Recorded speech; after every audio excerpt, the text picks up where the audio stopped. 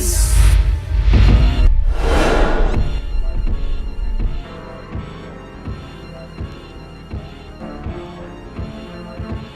Welcome to Jenleeion Circle. My name is Faith Rose, and I'm a media correspondent with Jenleeion magazine.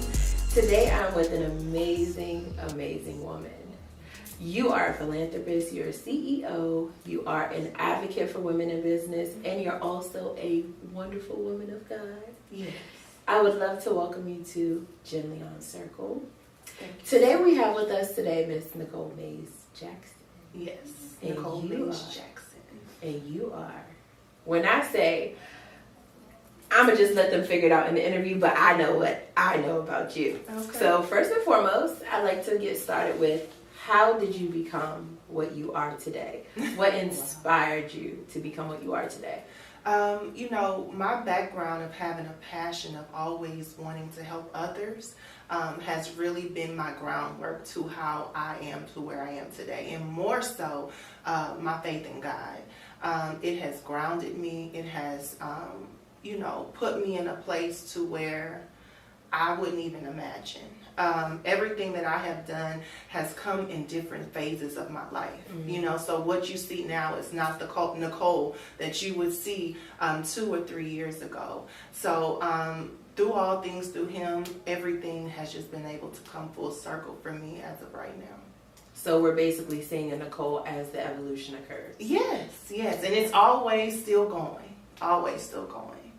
So tell me about the Nicole that was a young girl who grew up in Houston, Texas. Yes, Houston, Texas. Yes, I love being from Houston, Texas. I love being from the South. When we got here yesterday, and I said, "Ooh, it's cold weather." I like being from the South. Cold. It's definitely cold. It is cold, but yes, I grew up in Houston, Texas.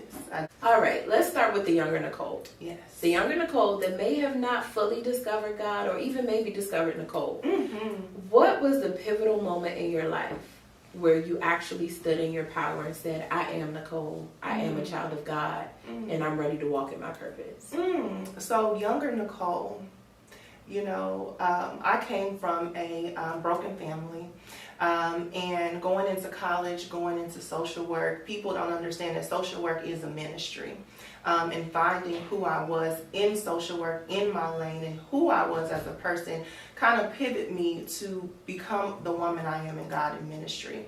I will say that, like I said before, it has its different steps, but the younger Nicole would be so proud of the Nicole that she sees right now, because going through a lot of the things that I endured, which all of us have, with our childhood, being able to see where I am today as the Nicole, woman of God, has really, she would be so proud of her. And in my book, I have a book called The Power of a Thriving Mindset. In the front of my book, I discuss about how I am so proud of myself and who I've become because of the things that I have endured. And so you did also ask me about being the woman of God. Right. I have had a spiritual mother in my life. And when I had her in my life, I didn't know who she was. And having her in my life has so much pivoted me to be the woman in ministry that I am today. That's amazing. Yes. And when you say spiritual mother, give us a little bit more background on that. Was it someone who was in your life and they just kind of, always that like secondary voice, but you don't always understand it, but then a moment came where you finally realized, this is my spiritual mother? Yes. So I have always been told that people are assigned to you.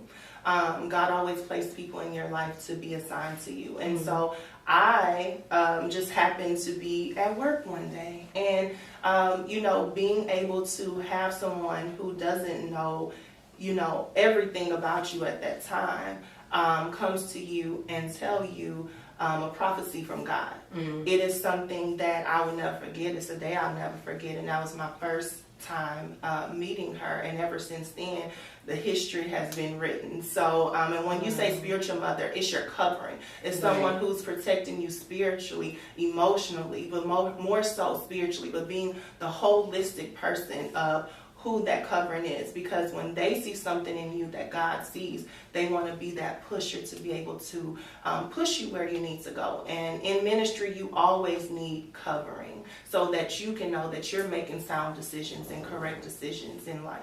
Absolutely, and I 100% agree with that, which takes me to something that you said earlier.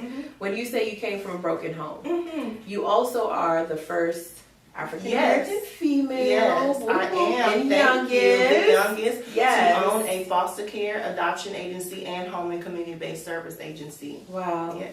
Tell us a bit about how that came about. Yes. So I worked at the in the private sector in social service, and so what that was is that on the private sector they would have agencies who would certify people to become foster parents and have foster kids and it's basically a foster care agency. And so working for a foster care agency, I knew that God had a bigger plan for me. And so when I did that, I said, Nicole, this is not it. It's not it. I also had, during that time, I met my spiritual mother. I actually started the process of the things that I were doing before, but she, pushed and encouraged me along the way. But I will say that being in that background, I knew that I could do everything that I was seeing at this agency, and I made that happen. So working for the agency for 9 years and creating my own and creating an agency while working there was something that is just nothing but God. But I knew that I wanted to help other children. I knew that I wanted to be able to make a difference in the lives of the children that I touch. So, yeah. That's amazing. And when you say ministry, when you say the word ministry, what is the first word that comes to mind? Or what is the first thought when you just say ministry? What's like the first thing that just pops up in your mind? Serving. Serving. That's powerful. And serving is serving on all aspects. Right. That's serving, children. It's serving your loved ones. It's serving anyone that's walking down the street that might need a word. That's serving, just anyone. Serving is when I hear ministry. Serving. And serving and helping others in God's eyes and how He wants you to do that. So that's the first word that comes to my mind in ministry is serving. Because we are servers. I mean, you have to pour out. You have to pour out and give out to anyone that needs it at that time. And I honestly believe that also brings a sense of some type of vulnerability. It takes a lot for some people to submit into vulnerability, especially when it comes from a higher power. Yes. I've heard a lot of people speak on, how do I know when it's a word from God? Or how do I know if it's something from a subconscious? When did you actually have the discernment to say, okay, because when there's good, there's evil. When there's up, when there's down. All the time. How were you able to discern between this is a word from God versus this is a word from a lower God energy? does not bring confusion. He does not bring disrupt. So whenever it is something that's peaceful, that's done how it's supposed to be done, I know that it's going to come from Him. So you do have the enemy, you do have things that happen, but you will know. But He does not allow constant confusion. He is a God of peace. And that takes me into the fashion piece of everything. Yes. Because not only are you a woman of God, but you're also a fashionista. I am. Let's jump into how do you express fashion can be a ministry. Yes, it can be a ministry. On my podcast, Fashion by Faith, I always say if you wear your fashion like you wear your faith, you'll never go out of style. Because no matter what you're brought onto. So today was really bringing me out of my comfort zone, letting someone else style me and doing everything. And so it's something that, I welcome and I have to be ready for, because when you are a person who loves fashion, you have to be ready to change and be open to things. But fashion is a way to show the world who you are without saying one word. Absolutely. And I think that is something that, it's important to me. When you look good, you feel good, you do better, and it's just a way to exude confidence in yourself. Right. And every day isn't a great day, right? Every day is not a great day. It's not going to be a great day. Exactly. But you also mentioned something when I was studying who you were, because I'm like, let me see what she has going on here. Okay. Did your research. As a woman, as a mother, I know you're a mother also. one of the things that I feel like a lot of us mothers, especially myself, I'm included, that we struggle with is the consistency of taking care of self first so we can make sure everything else after is taken care of. Yes. Walk me through what a typical morning looks like for you. Oh, wow. Okay. Waking up, I wake up at 4:30 and have my time with God. So I am up at 4:30. After I'm up at 4:30 and giving God his time, I'm either running my mile or I'm exercising. Outside of that, I make sure that my kids, my husband is taken care of, and I am on to the office if it's a time for me to go into the office and dealing with the day-to-day of being a business owner, still being a wife, and making sure my husband is being taken care of as well. So my day is just a full circle of business, home, wife, work. It's just a consistent time. I do have my self-care days. You always have to make yourself have your self-care days, because if you don't take care of you, who's going to take care of you? And so I do add in my self-care. My time with God is really my self-care as well, but me going out, getting my massage, and being able to relax and having a time of peace. One thing that I do recommend, and something I haven't did in a while but I am going to do probably before the month is out, is just going to a hotel by yourself and having you, especially as a mom and a wife, having some time to yourself. You don't have to hear anything. Just going to the hotel, relaxing. And my husband has done that for me so many times. He has said, hey, Nicole, here, go do this, enjoy yourself, have some time to yourself. And it's so needed at times. Absolutely. And now that you speak about your husband, let's touch a bit on how you kind of bring a balance to that. Yes. You've spoken on self-care, motherhood. We don't even have to go there. We're talking until day after tomorrow. But when it comes to balancing everything that you do and you serve, that is your ministry. When it came to marriage, how were you able to, first of all, find a partner and know that this is the right partner for you, who allowed you to serve and give yourself so much? Yes. So me and my husband met in college. We went to Grambling State University. I love my HBCU. And so, like I said, God placed people in your life. And so we had just a funny story because we met through a college roommate. And so the rest is history. We've been together for this April 12th would be our 15-year wedding anniversary. Congratulations. Thank you. I'm so excited about that. And he is a selfless man who supports me regardless. Yesterday I did a live with Marlo Hampton and Erica Thomas for Foster Care Fridays. And as soon as he got on and as soon as I got off, he texted me, babe, you did excellent. I love you. Before I got on, I love you. You're going to do a great job. Even today, this morning, the time is different. Nicole, you're going to do good. Enjoy yourself. Have a good time. And having that balance, having that support is so amazing. He likes to be in the background. He does not like to be in the forefront. But he is so supportive of me. He's so supportive with our children. And it's something that I wouldn't trade for anything in the world. That's amazing. And when I see so many relationships, especially with, it's not so much a thing where they would say, oh, the woman is serving, she's this, she's that, but having that comfort, having that support, and like you said, it's a balance. It's a balance. Now, I'm not going to sit here and tell you that it's easy. It has its challenges. We have kids, we have things going on too, but you have to make it work. Relationships are work. Friendships and relationships are work. And if you love that person, you're going to make it work.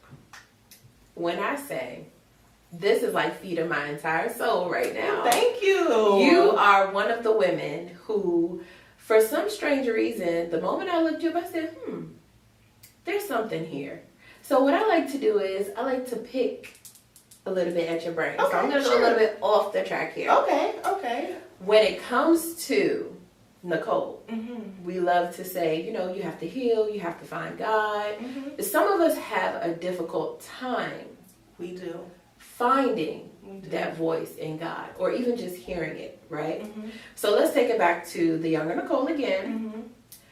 Do you feel like there were any things that happened in your life that you felt like, okay, I need to stop the Nicole that I am today and go back to this Nicole, because I feel like it's something about my inner child that needs to heal. And if there was, how did you translate that and let that become a way for you to help serve others? I will say nothing previously in my childhood that I haven't healed that needs to be healed. I would not go back. I wouldn't change any single thing. You know, a lot of people, sometimes we like to play the victim, and I always tell people you're the victim, you're a victor, not a victim. Right. And so everything that we endure in our childhood and the things that we've done is something that is a part of our journey. Right. Our things that we have accomplished in life, I know especially for me, things are birthed out of pain at times, right. you know, and you think it's pain, but it's really God's training you.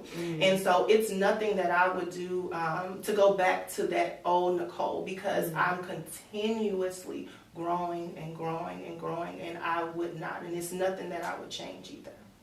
That's an excellent answer.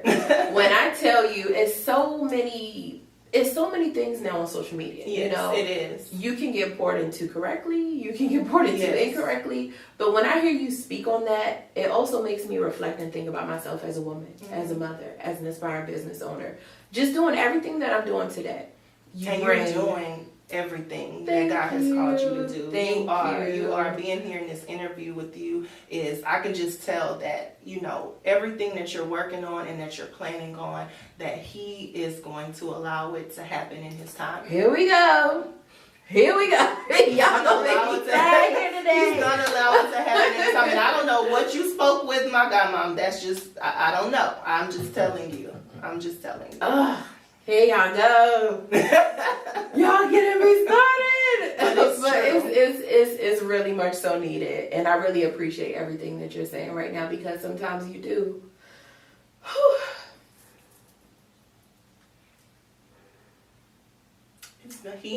It's okay because He's real, and this is real. And it's just not by coincidence that God had me to say that. I'm not, I didn't hear anything that was said at all. I didn't hear anything. I'm just telling you what God spoke to me. And that's just what I wanted to tell you. So you are doing amazing things. Thank you. Yes, you are. You're going to continue to do amazing things. Y'all got me started again. And it's really soothing. And it's really comforting to hear that, because like I was speaking with her, I told her I lost my mom a year ago. And when you lose somebody so powerful in your life, somebody that you've watched struggle, take care of everyone in need and more. As a woman, it's like I look back and I'm like, how on God's green earth did you make it happen? I'm a year out and I'm just like hands up. Some days it gets very tough and tiring. And sometimes I don't even know what language to speak to God.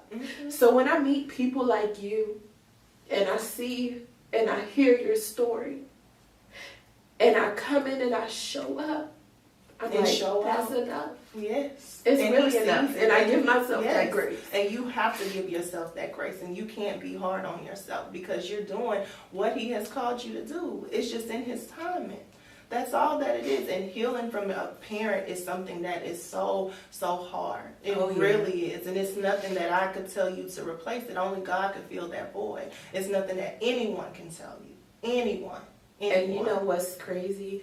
A lot of people say, we kind of going off track, but I feel like this is not working. But one thing that a lot of people are kind of like stunned by, they're like, you don't ask God why? I'm like, I dare not ask God why. I said, first of all, if you knew my praying mother, you know not to ask God why, because you want to catch a spiritual slap or whatever it is, because you don't do that. But the process of, you know, being a woman, being a mother, being a child, like you said, serving, I didn't want to have to serve in that aspect. I didn't want to have to serve in that capacity, because I'm like, I've watched several family members go through cancer. My mother passed of cancer. And it was different each and every time. Like, I've watched 3 of them lose their life, like take their last breath. But when it came to my mother, that's a whole different serve. I would sit in my car some days and I'm like, God, this is what you called me to do? This is what I'm supposed to serve in? This is where my capacity lies right now? And it can be hard. I'm like, okay, because you know what? My mother planned her funeral. My mother left everything on She the had table. everything on the table. When I say we had no questions, we had absolutely no questions, because she said, I'm putting it in God's hands. If this is God's timing, I don't care how I've left y'all to figure out whatever, but I know I've left you with what you need. And doesn't that feel good It when you think? I know, amazing. but it feels so, I know outside of it, but doesn't it feel amazing to see what kind of strong and impactful and just amazing mother that you had? Absolutely. It's like you see that after it. Absolutely. You see it after it. It just goes to show you who and she it tells was. me not only who she was, but who I am. Huh? Give me a high five. When I'm so proud of you. When people say, like random people look at me like, when you go, I said, oh, here we go. They start again. And I kind of like sheltered myself because I felt like I've been through so many different painful things in my life. Mm-hmm. How can you tell me that God is putting me here to serve a higher power or a higher purpose when I can't even wake up in the morning and function as a woman, as a mother? Mm-hmm. So much pain. Yes, yes. But then I'm like, I still do it. You still do it. And he continues to give you the strength to do it. When we go and endure through different things in different seasons of our lives, he is that strength. No matter what it looks like, no matter what it feels like, you have to trust him when you can't trace him. Even when it feels like, you know, he's not there. He's always there. He always says he will never leave you or forsake you. So he is there.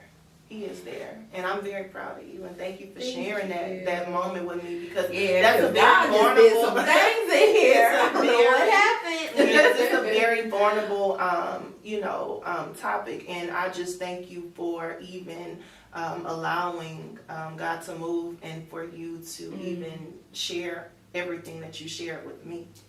And I want to thank you, and I want to give you your flowers. Thank you. Because if you weren't the person that you were, I wouldn't even feel that type of comfort. Yes. To even share that with you. So I just want to encourage you to keep serving. Thank you. Giving us the colors, giving us the vibe, giving us everything that you're doing. You are definitely a pillar, and you are a pure example of what a virtuous woman is. Oh, thank you so much. Thank you. Thank you. And I would like for all of our viewers to know how they can keep up with you. Sure. You can go to NicoleMaysJackson.com. You can find me at Nicole Mays Jackson on Instagram. You can also check out my business, which is OneCarePremierService.com. We also have a podcast, which is Sowing Seeds, powered by Fashion by Faith. And so you can check us out on Instagram it's Sowing Seeds Pod. And I think that's all the handles. There's so many. When they catch one, they can pick up when on they the catch others. one, they can pick up on the others. But thank you so much for having me. It was an honor to be here. Everyone who I've worked with today have been amazing, from the makeup to photography to everything. Everyone's been patient with me, and I so appreciate it. And I thank you for this amazing interview. Thank you so much. We definitely here at Jenleeion Magazine and Jenleeion Circle feel your energy. We feel your presence, and you have given not only us but our viewers something that they can probably take and pay it forward also. Yes. So thank you so much. Thank you. And this has been a Jenleeion Circle with Jenleeion Magazine. My name is Faith Rose, and you can reach me on Instagram at Mentality of a Goddess. Thank you guys. Check you next time. Does anyone still believe in paradise?